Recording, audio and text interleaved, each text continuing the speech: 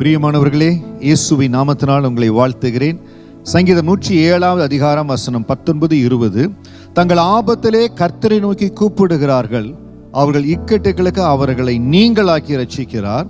அவர் தமது வசனத்தை அனுப்பி அவர்களை குணமாக்கி அவர்களை அழிவுக்கு தப்புவிக்கிறார். இன்றைக்கு இந்த வசனத்துக்கு சாட்சியாய் கர்த்தர் உங்க வாழ்க்கையில பெரிய காரியங்களை செய்ய போறார். நீங்க விசுவாசிக்க கூடுமானால் தேவனுடைய மகிமையை பார்க்க போறீங்க. தொலை தூரத்தில் இருக்கிற யாரோ ஒருவருக்காக நீங்க ஜெபித்து கொண்டு இருக்கிறீங்க. ஒருவேளை அவங்க உடல் சுகமடையணும், இல்லை சில விசா அப்ரூவல், சில இடத்துல ஒருவேளை அவங்க பலவீனத்தில் இருக்கிறாங்க, அதில் ஒரு மாற்றத்தை கர்த்தர் கொடுக்கணும், இல்லை ஒரு சிறையிருப்பில் இருக்கிறாங்க, ஒரு மாற்றம் கடந்து வரணும். என்ன மாற்றமாக இருந்தாலும் ஆண்டவரே, சங்கீதம் 107:19 வசனத்தின்படி ஆபத்தில் கர்த்தரை நோக்கி கூப்பிடுகிறார்கள், அவர்கள் இக்கட்டுக்கு அவர்களை நீங்களாக்கி ரட்சிக்கிறார். அந்த ரட்சிக்கிற வல்லமை எங்களுக்காய் இறங்கி வருவதற்காய் ஸ்தோத்திரம். கர்த்தாவே, உங்க விடுதலையின் வல்லமை உங்க வசனத்தின் மூலமாய் கடந்து போவதற்காய் நன்றி. எந்த சூழ்நிலையில ஒருவேளை சரீர பலவீனத்தில் இருக்கிறாங்க, ஆண்டவரே உம்முடைய தழும்புகளால் எங்க சகோதரன் சகோதரி சுகம் அடைகிறாங்க, இல்லாவிட்டால் பெற்றோர் சுகம் அடைகிறாங்க, உங்கள் தழும்புகளால் அவங்க சுகம் அடைகிறாங்க. ஆண்டவரே, என் ஆண்டவர் சிறையிருப்பை மாற்றுகிற தெய்வம், என் ஆண்டவர் அக்னியிலிருந்து ஆண்டவரை வெளியில கொண்டு வருகிற தெய்வம். உமக்காய் வைராக்கியமா ஒருவேளை ஊழியம் செய்யும்படியாய் சில ஊழியத்திற்காக உங்கள் பிள்ளைகளோ பெற்றோரோ எந்த இடத்துல ஊழியம் செய்து கொண்டிருக்காங்களோ அந்த ஊழியத்துல தேவன் ஒரு பெரிய அற்புதத்தை செய்யும்படியா ஜெபிக்கிறீங்க.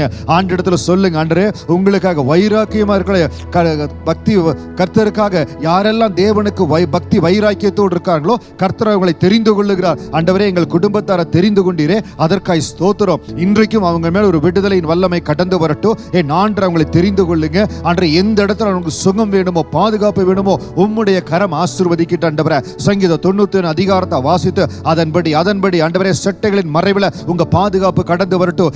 எந்த சூழ்நிலையா இருந்தாலும் அதற்கு ஏற்ற வசனத்தை பயன்படுத்தி ஆண்டவரே உங்க வசனத்தை வைத்து ஜெபிக்கிற இந்த வசனத்தை அனுப்புகிற என் ஆண்டவர் சந்திப்பீராக.